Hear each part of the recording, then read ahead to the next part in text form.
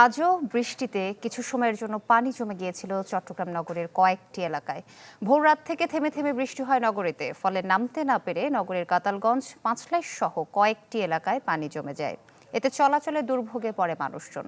তবে ঘন্টা দুয়েক পর পানি নামতে শুরু করে। কর্তৃপক্ষ বলছে, কয়েক জায়গায় নামার পথ রুদ্ধ থাকায় পানি জমে যায়। আগের মতো ব্যাপক আকারে জলাবদ্ধতা হয়নি বলে দাবি সিটি কর্পোরেশনের।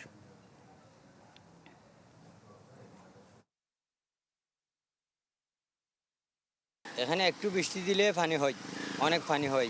মানুষ আর চলাফেরা করা অনেক কষ্ট, অনেক প্রবলেম। মানে একটু বৃষ্টি, বেশি বৃষ্টি লাগতেছে না, হালকা পাতলা বৃষ্টি দিলেও পানি হয়ে যায়। এখানে সবসময় বৃষ্টি হলে এখানে পানি উঠে যায়, একাডু পানি উঠে যায় সবসময়।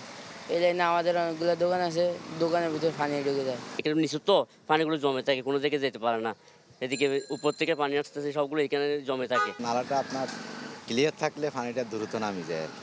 তো যারা আমাদের সিটি কর্পোরেশনের লোক আছে, ওরা যথেষ্ট পরিমাণে চেষ্টা করতেছে নালা ডালা পরিষ্কার রাখি।